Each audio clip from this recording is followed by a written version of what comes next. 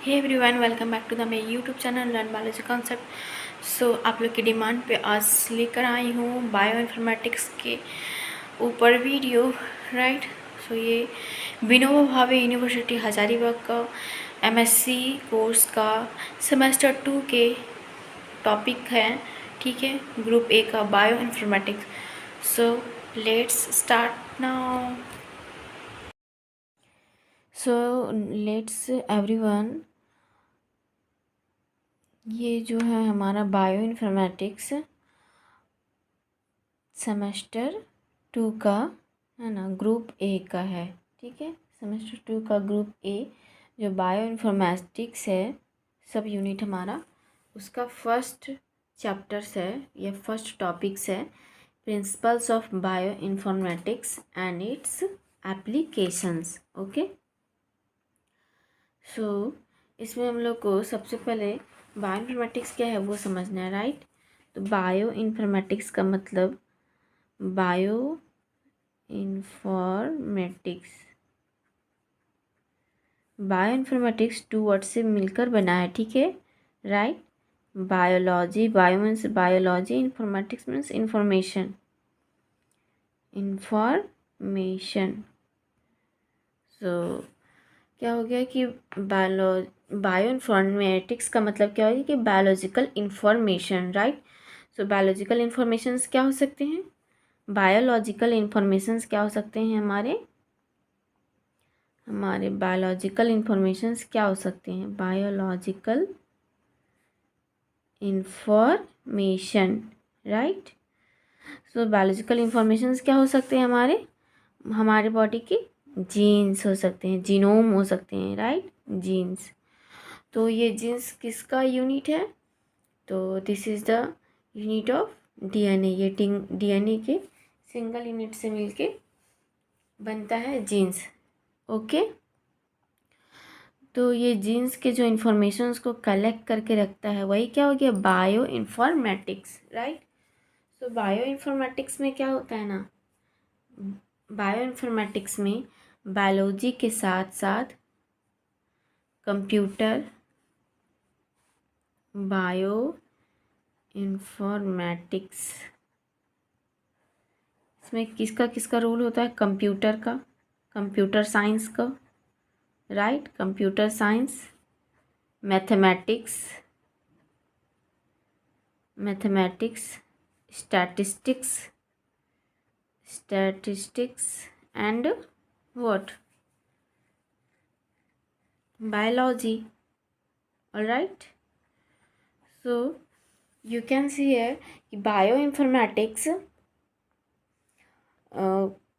Interdisciplinary है, ठीक है। अलग अलग स्कोप से मिलकर के एक सिंगल स्कोप बना है bioinformatics, right. So basically हम लोग को यही समझना है बायो इन्फॉर्मेटिक्स में कि बायो इन्फॉर्मेटिक्स क्या का मतलब होता है, biological information, right. Biological informations क्या है, क्या बायोलॉजिकल इन्फॉर्मेशन, कौन सी बायोलॉजिकल, तो ये हमारे जीन्स। ओके, तो जीन्स जो हमारे बायोलॉजिकल इन्फॉर्मेशंस है उसको क्या करता है, स्टोर करके रखता है अपने पास। Okay, so this are the basics of the bio informatics. So let's हम लोग अब नोट्स के थ्रू अभी से समझते हैं। Okay, and this is the introduction. तो इंट्रोडक्शंस क्या है कि the mathematical, statistical and computing methods that aim to solve biological problems using DNA and amino acid sequences and related information. Okay, इसका मतलब क्या हुआ कि हम लोग जो अलग अलग ब्रांच है, जैसे मैथमेटिकल, स्टैटिकल्स और कंप्यूटिंग मेथड जो भी है, उसके हेल्प से क्या करना है, हम लोग को बायोलॉजिकल प्रॉब्लम सॉल्व करना है। ओके, और बायोलॉजिकल प्रॉब्लम्स में दैट क्या हो गया, तो डीएनए, तो डीएनए किस जीन से बना होता है, right. DNA, amino acid genes किससे बना होता है, अमाइनो एसिड सीक्वेंसेस से एंड रिलेटेड इंफॉर्मेशन से। कोई भी इंफॉर्मेशन हम लोग को खोजना हो तो हम लोग बायोलॉजिकल इंफॉर्मेशन का यूज़ करके खोज सकते हैं, right. So biological informations are retained in the form of nucleic acid sequences and amino acid sequences, right? जो हमारा biological informations है कौन से फॉर्म में लिखे होते हैं? न्यूक्लिक एसिड सीक्वेंस और अमाइनो एसिड सीक्वेंस के फॉर्म में लिखे हुए होते हैं, ओके। क्योंकि डीएनए तो न्यूक्लिक एसिड्स का ही बना होता है, तो और जीन्स अमाइनो एसिड्स के बने होते हैं। तो इसीलिए यहाँ पे कहा गया है कि वो जो बायोलॉजिकल इंफॉर्मेशन से किस फॉर्म में लिखे होते हैं? न्यूक्लिक एसिड सीक्वेंसेस और अमाइनो एसिड सीक्वेंसेस। एक सीक्वेंस होता है इसमें, ठीक है, एक सीक्वेंस होता है। डाटा रिगार्डिंग दिस सीक्वेंस को हम लोग क्या कह सकते हैं? डाटा कह सकते हो, okay. Data regarding this two sequences are increasing day by day, okay. क्या होता है कि डे बाय डे पॉपुलेशन जितना इंक्रीज हो रहा है तो क्या हो रहा है? डाटा सीक्वेंसेस भी इंक्रीज हो रहा है, जो क्या बहुत ही डिफ़िकल्ट बन गया है कि फैक्ट को एनालाइज करने के लिए बहुत ही डिफ़िकल्ट हो गया है। सो दैट्स वाई साइंटिस्ट ने इसे डिस्कवर्ड किया, एक इंडिपेंडेंट ब्रांच जिसको क्या बोलते हैं? Bio informatics. इस प्रॉब्लम को ह्यूज डाटा को एनालाइज करने के लिए, कि ह्यूज डाटा को हम लोग चुटकियों में कैसे एनालाइज कर सकते हैं, चुटकियों में कैसे हम लोग कोई भी डाटा का प्रॉब्लम, कोई भी किसी भी पार्टिकुलर पर्सन्स का डाटा हम लोग पार्टिकुलर पर्सन्स के जीन्स के बारे में, पार्टिकुलर पर्सन्स के जीन्स के डाटा के बारे में कैसे हम लोग ईजीली वे में एक्सेस कर सकते हैं by the help of informatics, okay. So this branch make huge data available to all users. So this is the introductions guys. Next, so this is the mathematics, computers, biology and statics से मिलके क्या बना है? ये हमारा bio informatics बना है, okay. सो bio informatics का टर्म किसने कॉइन किया था? पॉलिन हॉगवेग ने किया था। कब? 1979 में, राइट। जो पॉलिन हॉगवेग ने बायो इन्फॉर्मेटिक्स का क्या किया था? टर्म को कॉइन किया था, ओके। सो नाउ भी हम लोग डिफिनेशंस देखते हैं, ओके। जो बायो इन्फॉर्मेटिक्स के डिफिनेशंस हैं वो क्या है? सो देखिए किसके द्वारा दिए गए? NCBI USA के द्वारा ये डिफिनेशंस दिए गए हैं, राइट। तो bio informatics is the field of science in which biology, computer science and information technology merge in a single discipline, okay. Single disciplines, अलग अलग फील्ड है, अलग अलग ब्रांच है, जिसको किसमें? सिंगल डिसिप्लिन में मर्ज किया गया है, उसी को हम लोग क्या बोले? बायो इन्फॉर्मेटिक्स बोले, ठीक है। साइंस का एक ऐसा फील्ड है जिसमें biological science, computer science, information technology, सबको सब किस में मर्ज किया गया? सिंगल डिसिप्लिन्स में मर्ज किया गया, okay. So defined by the, this is defined by the NCBI USA, okay. समझ में आ रहा है? You got my point, okay. Next हम लोग प्रिंसिपल्स देखते हैं। सो एवरीवन प्रिंसिपल से पे जाने से पहले हम लोग कुछ इम्पोर्टेंट फैक्ट्स भी देख लेते हैं, राइट। सो 1945 से पहले हमारा कोई भी कंप्लीट डाटा बायो इन्फॉर्मेटिक्स पे नहीं आया था, राइट। सो फर्स्ट हमारा था, first complete data of hormones का आया था, ठीक है। First complete data of hormones, right. कब? 1945 के बाद आया। कौन कौन से आए थे? इंसुलिन्स के एंड एंजाइम्स का ये तो हार्मोन्स हो गया। इंसुलिन हार्मोन्स के फर्स्ट कंप्लीट डाटा अवेलेबल थे कब? 1945 से पहले एक भी क्वालिटेटिव डाटा अवेलेबल नहीं था बायो इन्फॉर्मेटिक्स पे, बट 1945 के बाद फर्स्ट कंप्लीट डाटा हार्मोन्स किसके थे? इंसुलिन्स के थे। एंड फॉर एंजाइम्स के कंप्लीट डाटा, विच एंजाइम्स? और एंजाइम्स के कंप्लीट डाटा थे कौन से एंजाइम्स के? तो हमारे राइबो न्यूक्लियस के, राइट। राइबो न्यूक्लियस के थे, ओके। सो ना हम लोग प्रिंसिपल देखते हैं, ठीक है। ये हमारा फैक्ट्स है कि first complete data of hormones on bioinformatics क्या था, तो इंसुलिन का आया हुआ था, और enzymes first enzymes complete data किसका आया था, राइबो न्यूक्लियस का। ओके, सो अब हम लोग प्रिंसिपल्स देखते हैं, ठीक है। तो प्रिंसिपल्स में क्या है, the bioinformatics is a synthetic science being an amalgamations of computer statics, mathematics and biology, right. तो वही लिखा हुआ है कि जो ये बायोइन्फॉर्मेटिक्स किसके मिक्सचर से बना हुआ है, computer statics, mathematics and biology के मिक्सचर से बना हुआ है, ठीक है। This is a synthetic science. Okay, so the principle involve the functions of this sciences. तो प्रिंसिपल किस पे डिपेंड करता है, ये जितने साइंस दिए हुए हैं इसके फंक्शंस पर डिपेंड करता है, राइट। सो देखते हैं, लुक एट हेयर कि most of the biological information is available in the form of 2 languages, right.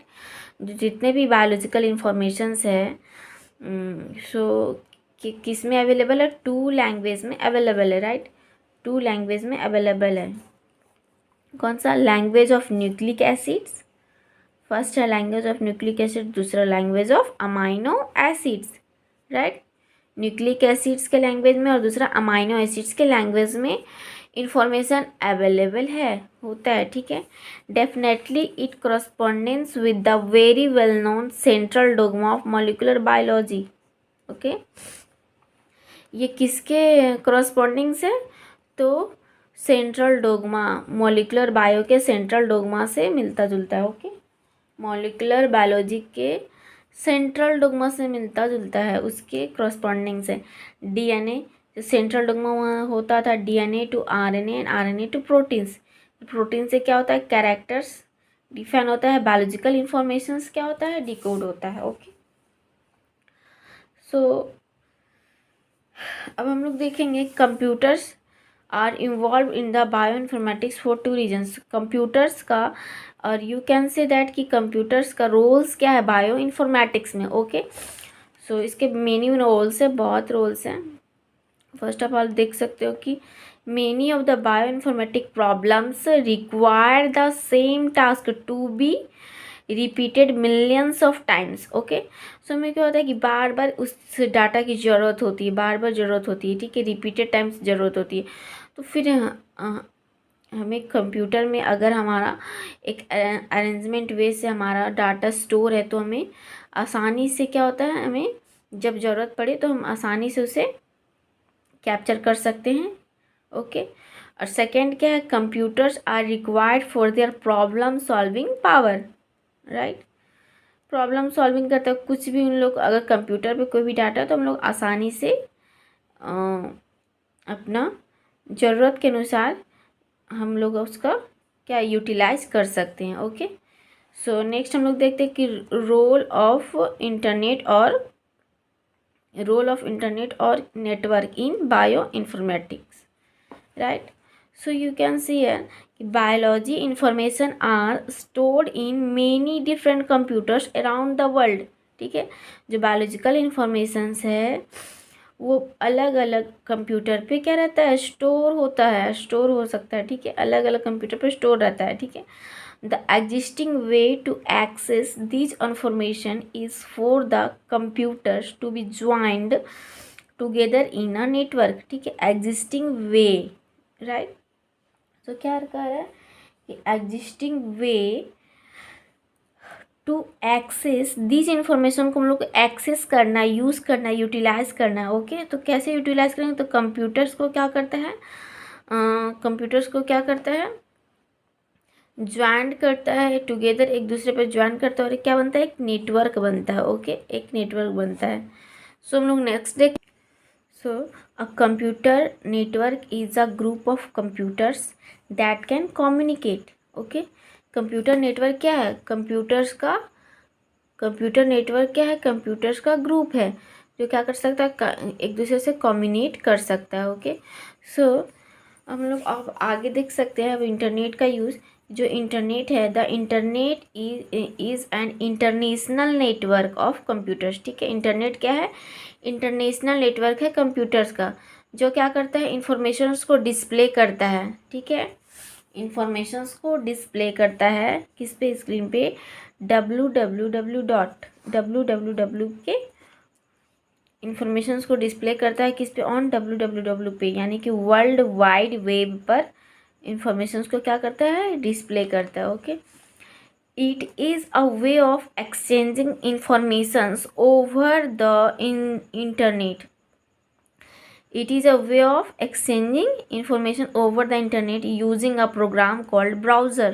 ठीक है, जो कोई एक प्रोसेस से क्या होता है कि इंफॉर्मेशंस को क्या किए, एक्सचेंज किए, ठीक है, एक्सचेंज किए इंटरनेट के ऊपर, ठीक है। It is a way of exchanging information, information को क्या करना, एक्सचेंज करना, एक्सचेंज करना।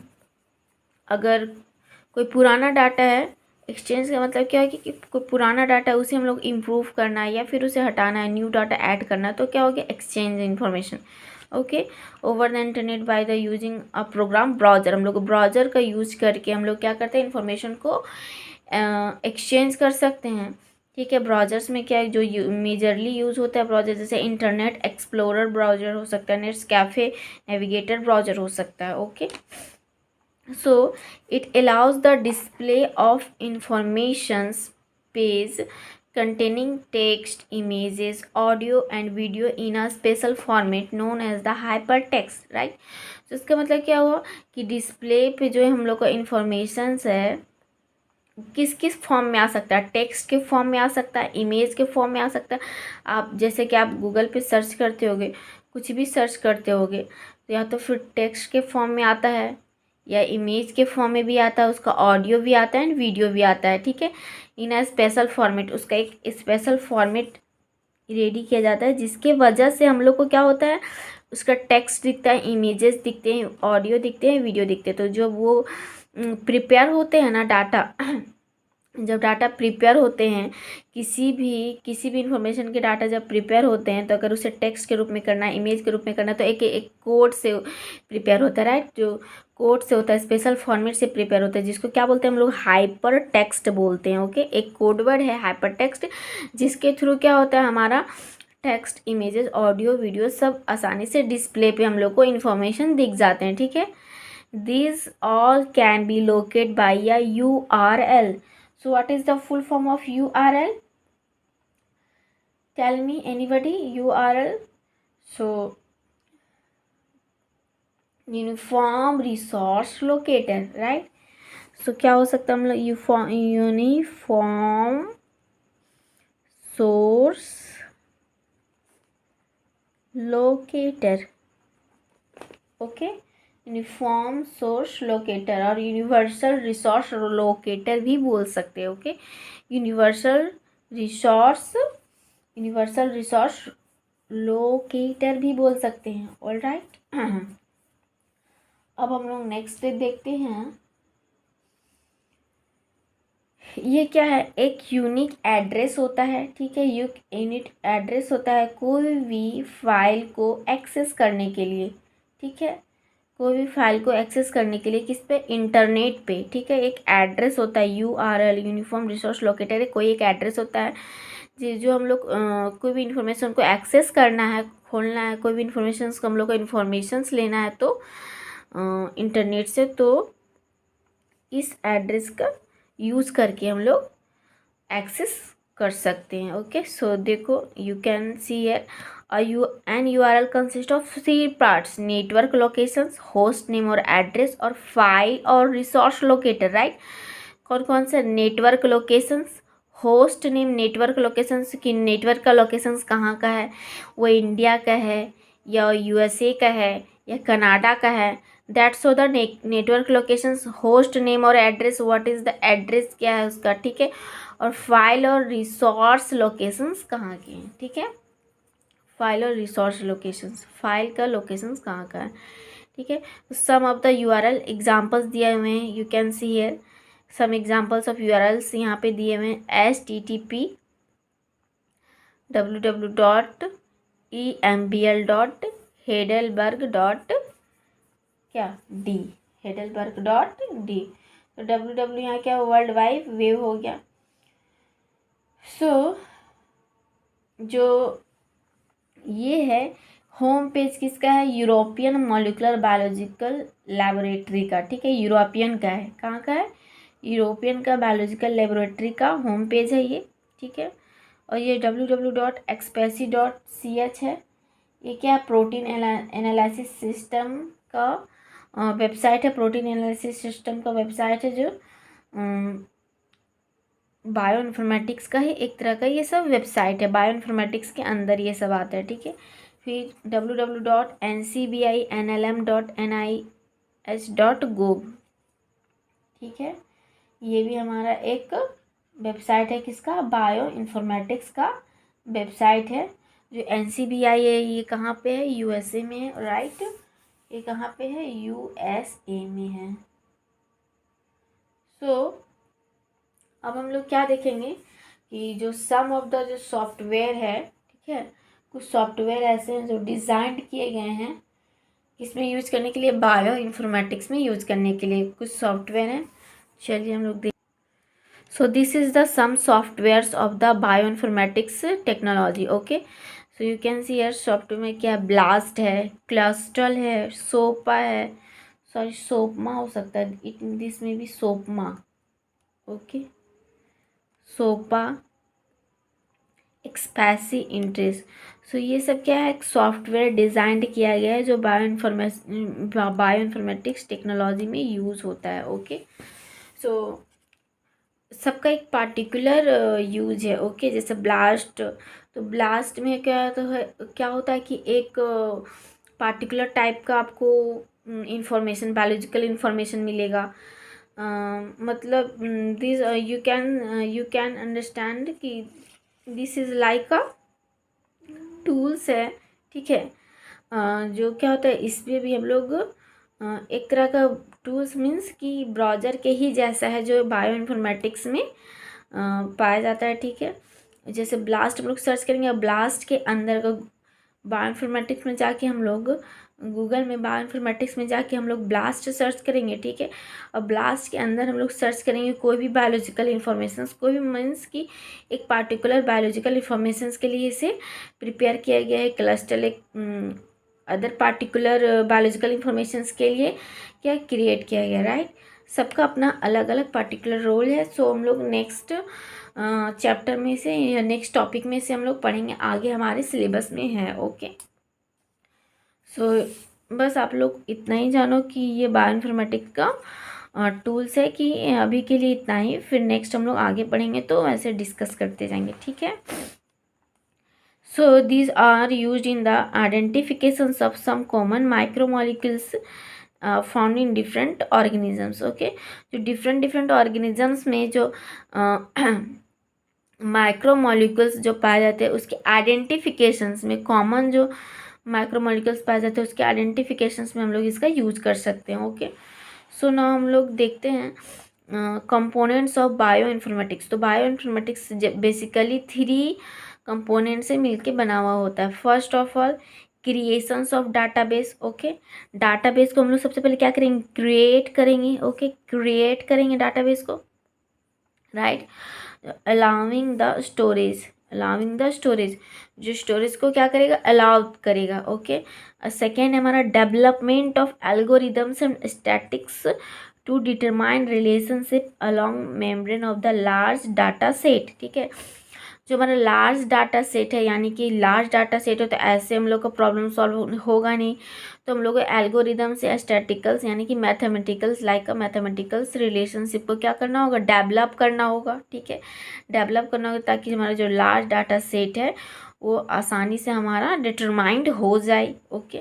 नेक्स्ट हमारा समझो पहले क्रिएशन ऑफ डाटाबेस, क्रिएशंस के बाद जो स्टोरेज प्रोवाइड करेगा, फिर उसके बाद क्या करेगा, डेवलपमेंट होगा, डेवलप करेंगे एल्गोरिदम्स और स्टैटिक्स को, ताकि वो जो हमारे लार्ज डाटा सेट है उसको अच्छे से उसके रिलेशंस को अच्छे से जो हमारे ऑर्गेनिजम्स रहेंगे, ठीक है, अमॉन्ग ऑर्गेनिजम्स या अमॉन्ग मेम्ब्रेन में जो डाटाबेस जीन्स का जो रिलेशंस होगा, ठीक है, two members like two members के बीच में जो जीन्स का रिलेशंस है उसको डिटरमाइन करने के लिए एल्गोरिदम्स और स्टैटिक्स का डेवलपमेंट करना है, ठीक है। नेक्स्ट हमारा एनालिसिस, थर्ड हम लोग क्या देखेंगे, एनालाइज करेंगे और इंटरप्रेट करेंगे of data including the DNA, RNA and protein sequences. तो राइट, हम लोग स्टार्टिंग से ही डिस्कस कर रहे हैं, जीन्स है जो बायोलॉजिकल इंफॉर्मेशन है, क्या जीन्स है, अमाइनो एसिड्स है, न्यूक्लिक एसिड्स है। तो यू कैन सी हियर कि डीएनए, आरएनए और प्रोटीन सीक्वेंसेस का जो हमारा डाटा है उसको क्या करना है, एनालाइज करना और इंटरप्रेट करना है, क्रिएट करना है, डेवलप करना है, एनालाइज और इंटरप्रेट करना है। These are the 3 basic components of the bio informatics. So let's see next aim of bioinformatics, right? Bioinformatics का एम क्या है, गोल क्या है, ठीक है। तो उसका एम क्या है, to organize data in a way that allows that researchers to access existing information and to submit new informations. Okay, तो इसका क्या एम से कि जो भी ऑर्गेनाइज डाटा है, ठीक है, जो भी रिसर्चेज डाटा है जो साइंटिस्ट के द्वारा रिसर्च किए गए, वो क्या करे, जो भी पहले से है हमारे एग्जिस्टिंग इंफॉर्मेशंस को एक्सेस कर सकता है, ठीक है। एक्सेस दैट मीन्स कि उसको क्या कर सकता है, इम्प्रूव कर सकता है, ठीक है। And to submit new informations, और न्यू इन्फॉर्मेशंस को ऐड कर सकता है। ओके, जैसे पहले से कोई डाटा है, आप समझ सकते हो कि पहले से कोई डाटा है, जैसे कि मान के चलिए डीएनए के ही बारे में, ठीक है, डीएनए की जीन के ही बारे में पहले से कोई डाटा है, ठीक है। तो पहले के साइंटिस्ट कुछ सर्च किए, बाद में न्यू साइंटिस्ट आए तो उन्होंने कुछ न्यू सर्च किया उसके ऊपर, तो कुछ उसके प्रीवियस डाटा में क्या था, कुछ सही थे और कुछ गलत है, तो उसको इम्प्रूव करके फिर से क्या हो गया, न्यू इन्फॉर्मेशन को ऐड किया। इसका एम्स है, बायो इन्फॉर्मेटिक्स का एम्स है कि जो भी हमारा पहले से भी डाटा अगर कोई उससे अच्छा इम्प्रूव डाटा को रिसर्च किया है तो वो क्या कर सकता है, न्यू इन्फॉर्मेशन को सबमिट कर सकता है, ठीक है। और एग्जिस्टिंग डाटा को क्या कर सकता है, एग्जिस्टिंग डाटा को क्या कर सकता है, एक्सेस कर सकता है, ठीक है, यूज भी कर सकता है एक तरह से। Next, to develop tools resources that aid in analysis and management of data, ठीक है। डेवलपमेंट ऑफ टूल्स का डेवलपमेंट और रिसोर्सेज का डेवलपमेंट होता ही रहना चाहिए, ताकि एनालिसिस और मैनेजमेंट का, डाटा का मैनेजमेंट होता रहे अच्छे से, प्रॉपर तरीके से। To use this tools to analyze the data, to use this tools to analyze the data and interpret the result in biologically meaningful manner, ठीक है। सो हम लोग दिस टूल्स का यूज़ करके हम लोग डाटा को मीनिंगफुल मैनर्स में इंटरप्रेट कर सकते हैं, ओके। उसके रिजल्ट्स को, डाटा के रिजल्ट्स को इंटरप्रेट कर सकते हैं मीनिंगफुल मैनर में। So let's see now applications of bio informatics, okay. So applications of bio informatics में क्या है, identify the genes in the DNA, identify the genes in the DNA sequence of the various organisms, ठीक है। सबसे पहले applications means इसका use क्या है, तो जीन्स को आइडेंटिफाई करना, राइट, जीन्स को क्या करना, जीन्स को आइडेंटिफाई करना, किसमें, डीएनए में जो जीन्स प्रेजेंट होते हैं, डीएनए सीक्वेंस में जो हमारे जीन्स प्रेजेंट होते हैं उसको क्या करना, आइडेंटिफाई करना, किसमें, वेरियस ऑर्गेनिजम्स में, डिफरेंट ग्रुप्स ऑफ ऑर्गेनिजम्स में क्या करना, जीन्स को आइडेंटिफाई करना, फर्स्ट इसका रोल है।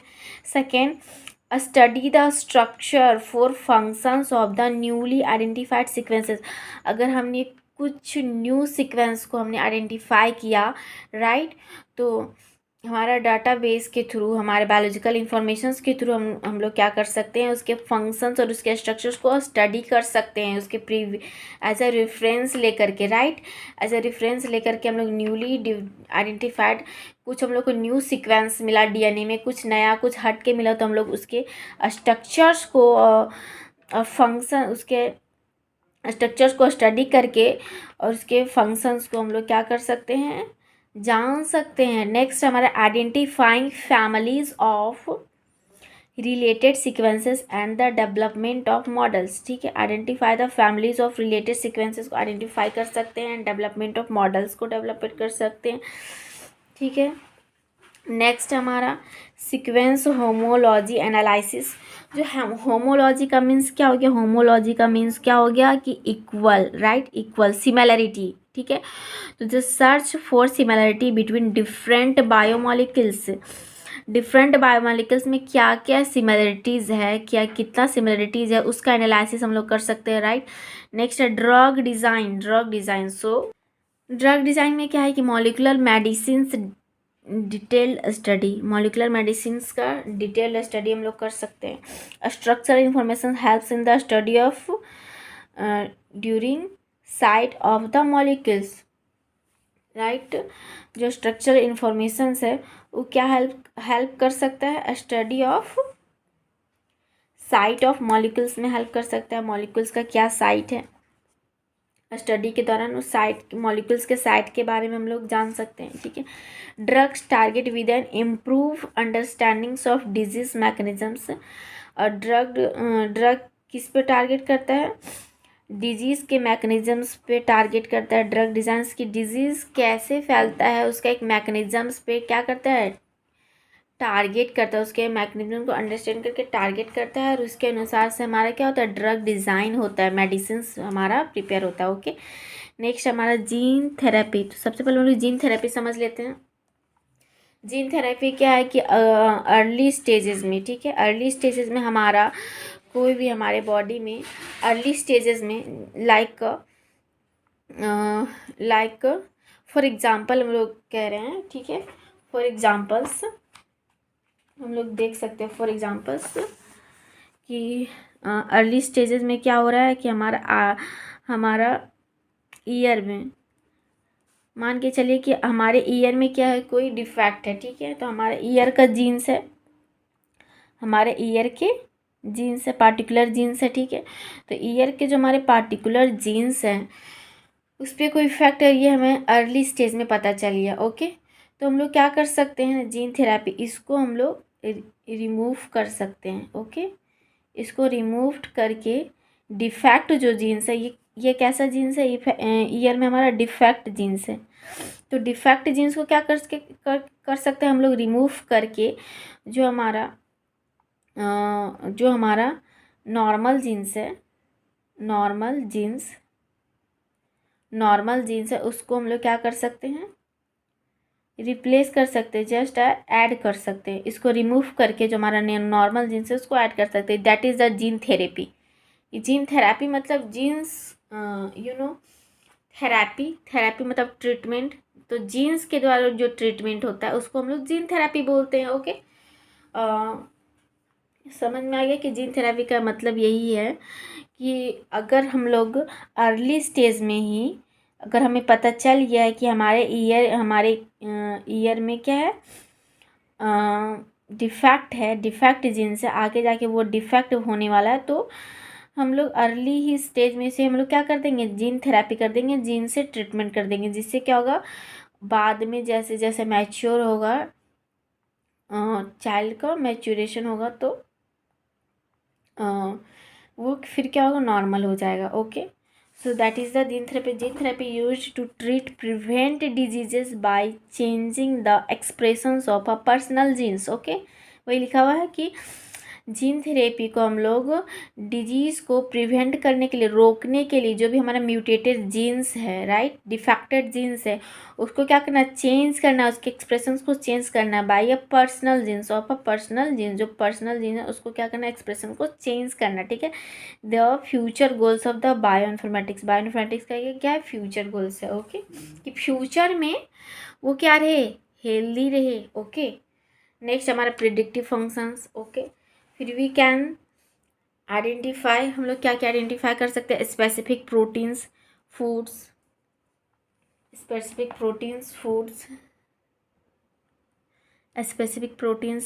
Associated with certain phylogenetic groups, specific proteins foods associated with certain phylogenetic groups, ठीक है। 1 सेकेंड। जो स्पेसिफिक प्रोटीन्स फूड्स है किससे एसोसिएटेड है, सर्टेन phylogenetic ग्रुप से, ओके। उसको हम लोग आइडेंटिफाई कर सकते हैं।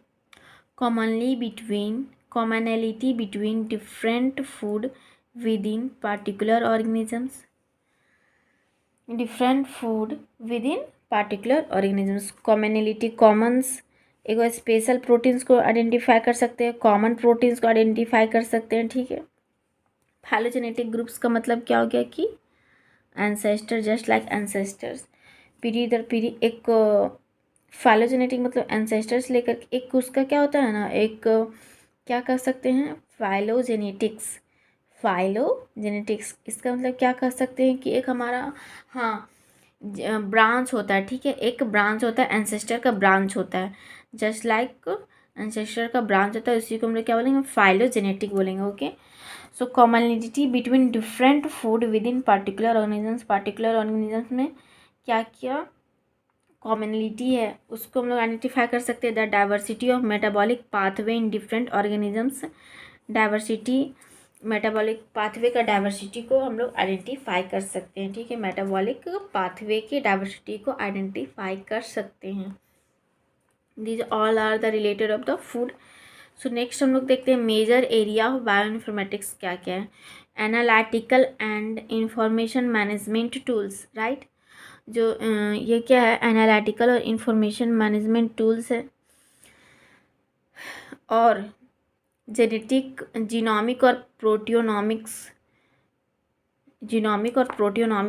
इंफॉर्मेशंस को स्टोर करके रखता है, और ड्रग डिस्कवरी और डिज़ाइंस में इसका रोल्स होता है। Okay, so next is this flow chart diagram, like so this is very helpful for getting a good marks in exams, right? So you can draw this flow chart.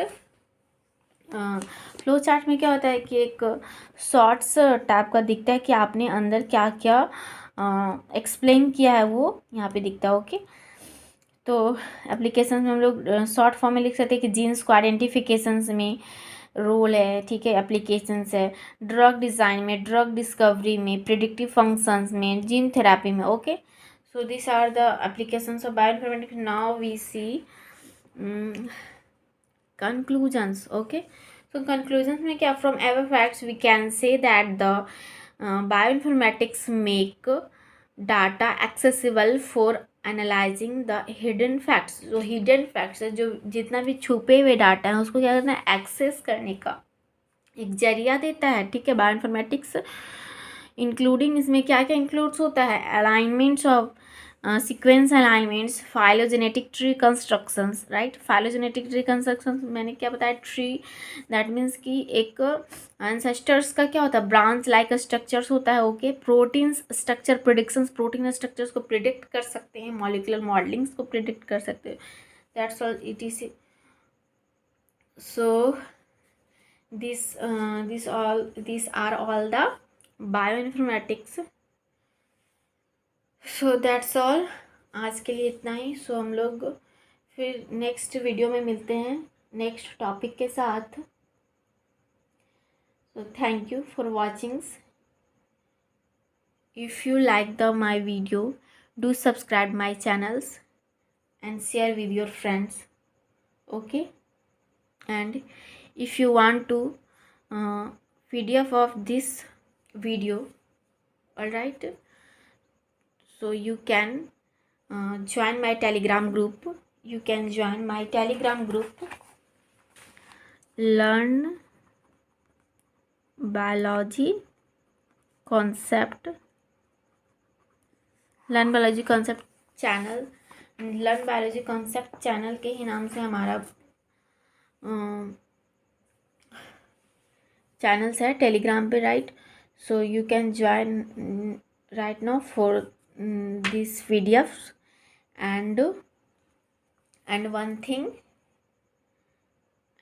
thing what, so we will meet in the next video, and the topic क्या रहेगा, topic will, so the topic will in the next video concept of digital library, ठीक है, digital library का क्या concept है वो हम लोग नेक्स्ट वीडियो में देखेंगे। So okay, thank you, bye bye.